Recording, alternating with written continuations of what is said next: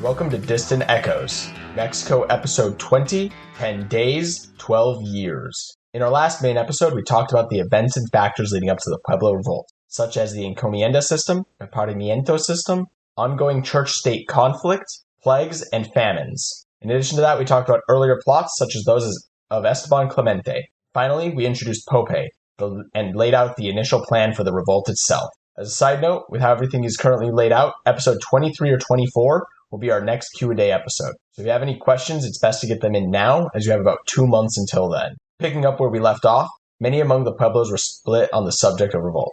Some would even spill the beans to the Spanish, although at first these reports seem to have not been taken seriously enough by the Spanish governor, Antonio de Otamin. In 1677, shortly before the revolt, the Spanish estimated some 150 people capable of defending the colony from an insurgency. Pope had done something unique to previous revolt attempts. He managed to unite the Pueblos across linguistic and cultural groups. To help facilitate the planning and get accurate count of the day of the revolt, he sent out messengers carrying deerskin thongs. These leather loops had knots tied in them. Every day a knot was to be untied until August 11th, 1680, the date of the revolt.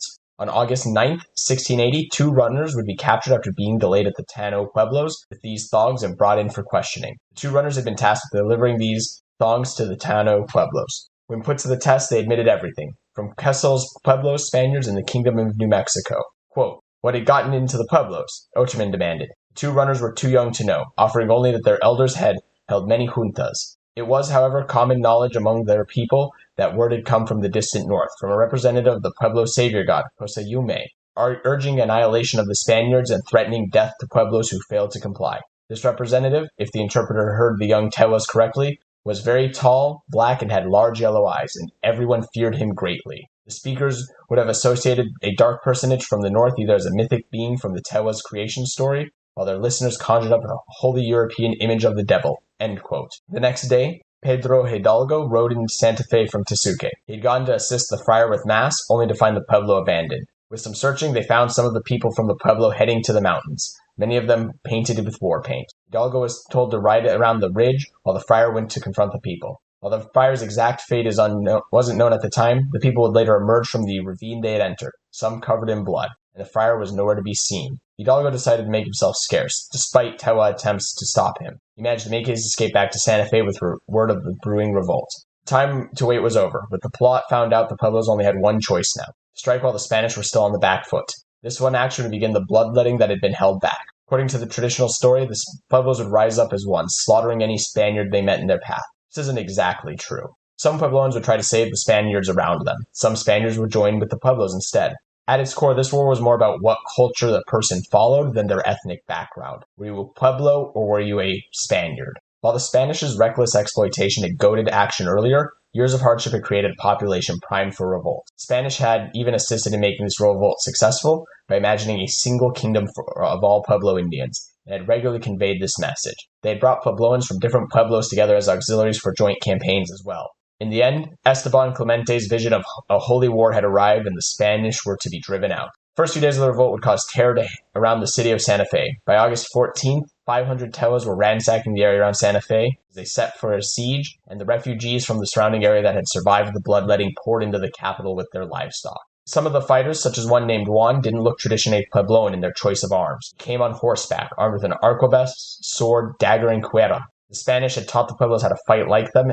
Juan would enter the plaza carrying 2 crosses, one painted red and the other white. He would offer the Spanish an ultimatum: take the white cross and the Spanish would be allowed to leave in peace should they withdraw from New Mexico in perpetuity. If they took the red cross, it would be war until every Spaniard was dead or driven from the Pueblo homelands. Instead, Governor Oterman would try to negotiate, offering a full pardon to all the rebels should they lay down their arms and return to their homes. In retaliation, the rebels lit San Miguel Chapel ablaze. The Spanish would try to take to the field to crush the rebels. At first, things would be going well for them. That was until Tewa and Tiwa reinforcements arrived and assaulted the other side of town. This forced the Spanish to retreat further into Santa Fe, cramming into the Casas Reales, a predecessor to today's Palace of the Governors, with their animals. The rebels would spend the next 2 days putting pressure on the Spanish. They'd ravish the countryside for supplies and eventually cut off the Acequia Madre to the Casas Reales, leaving the Spanish without water. It did not take long before their animals began to die of thirst. Oterman also had no word from the rest of the kingdom. For all he knew, the holdouts in Santa Fe were the only Spaniards left alive, and it wouldn't be long until the caravan from the south would be arriving with with new colonists and supplies right into hostile territory. On August 20th, the Spanish decided to try to break out of the siege. They'd assault the rebels before withdrawing. They did manage to capture some supplies and some 47 prisoners. Prisoners would be interrogated before being put to the sword. They got the same story again and again. The rebels' intent was to take their land back and kill every male Spaniard. Otermin finally decided to strategically withdraw from Santa Fe before the siege could be redeployed. Of the 1,000 or so people crammed into Casas Reales, only 100 or so were fit to fight. They had no water and were low on food. Waiting out the rebels, who grew in strength every day, was untenable. On August 21st, the Spanish abandoned the capital, signing an affidavit for abandonment of the colony. The Puebloans let them go. Their thirst for Spanish blood had been quenched. With the Spanish gone, the Pueblos began to destroy the monuments of their former oppressors. The most obvious being the destruction of the church at Pecos, Kessel describing it such, quote, "No Spaniard saw it happen. No Pueblo described it. Yet in terms of sheer determination, it had to have been the single most dramatic act of defiance. Throwing down, adobe by adobe, the Spaniards' emblematic icon of Christian occupation, Fray Andres Juarez's monumental Pecos Church. Not until the 20th century archaeologists excavated the fallen remains could anyone form a picture of the massive temple's violent destruction."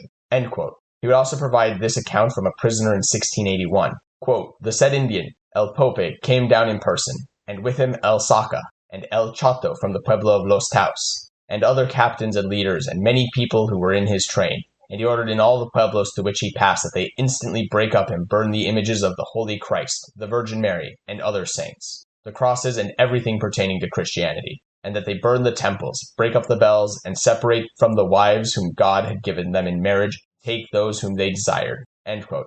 El Chato, also called Alonso Catiti, was one of Pope's assistants. Along with the destruction of these churches must have taken weeks, and was not uniform. For instance, Acoma left its church standing. Others repurposed their churches for other uses, such as when Isleta made theirs into a cow pen. While all of this is often painted as Pope acting alone, it doesn't seem to be the case. There are several others, such as the claims of a large black man claiming to represent the Pueblo deity Poseyemu. This may have been the mixed-race war captain Naranjo from Santa Clara Pueblo. Others may have also transformed themselves into representatives of other Pueblo gods to help bring the revolt.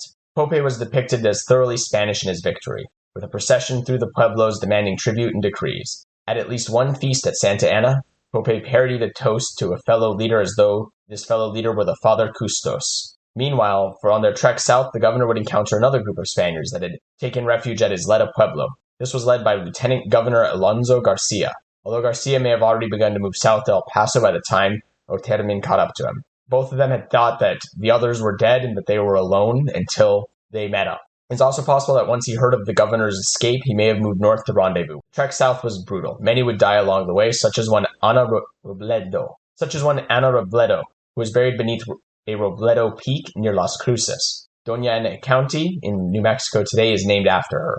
When they finally arrived at the area that would become El Paso, they encountered Fray Francisco Ayeta with that year's supply train. These two groups combined and accompanied by some 300 Puebloans. These two groups would combine and would be accompanied by some 300 Puebloans. The descendants of these Puebloans would establish the Isleta del Sur Pueblo. El Paso would become their home and the acting capital of the colony for roughly the next 12 years, while the Spanish were exiled from the kingdom. In total, during the initial days of the revolt, almost 400 Spaniards had been killed. 1,984 survived. Some 12 Spanish families, though, would stay in New Mexico. Father Ayeta would go south to try and get support for a resettlement.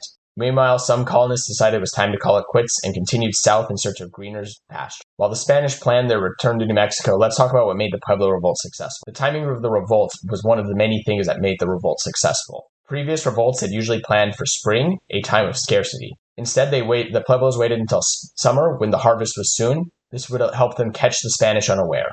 August was traditionally a time of harvest and not war. 1680 itself even promised to be a very good year for harvest. Furthermore, among some Pueblos, it was the time of the summer people, and overall the summer people were less likely to be pro-Spanish. Fear was also a prevalent theme among testimonies that the Spanish were able to gather from prisoners. Many of the Pueblos supposedly had been threatened to join at sword point. This also helped the Spanish cast Pope in a negative light. Overall, leadership of the Pueblo Revolt was more about cultural loyalty, hatred of specific Spaniards, and the prospect of spoils rather than blood. Many of the collaborators with Pope were of mixed ancestry and not wholly Puebloan. The Spanish had also given the Pueblos a great tool to win this war. By using the Pueblos as auxiliaries to help defend the colony from attacks from different groups such as the Plains tribes, and encouraging the idea of a unified Pueblo kingdom over several smaller tribal identities, the Spanish had taught these various groups to work together against a common enemy. Many of the Spanish actions like this make sense. They didn't have the manpower to protect the colony solely with Spaniards, so promoting some kind of common identity among the Pueblos would mean less balancing of different cultural groups and their grievances, which in theory would make it easier for the Spanish to control them. Almost all the blame for the revolt, though, lies with the Spanish mistreatment of the Pueblos. I think with that, we'll leave things here, with the Spanish camping near El Paso and the Pueblos celebrating their newfound freedom under Pope's leadership. If you enjoyed the show, please share it with your friends. Leave a review on your podcast app of choice if it lets you. Since I'm a Luddite and don't use social media, word of mouth and reviews are the only way the show spreads. We have a website located at engineeringfire.org. That's spelled ENGINEERINGFIRE.org, where I have a link in the header for podcast resources, including pictures, companion posts, my bibliography, and the transcripts of each show. We have an email you can submit comments and questions to at michael@engineeringfire.org. The intro music is Desperados by Frank Schroeder and sourced from filmmusic.io. The outro music is NeoWestern from Kevin McLeod of Incompetech. Links to all things mentioned are present in the show notes and at the website. And thank you all so much for listening, and I will see you in the next episode.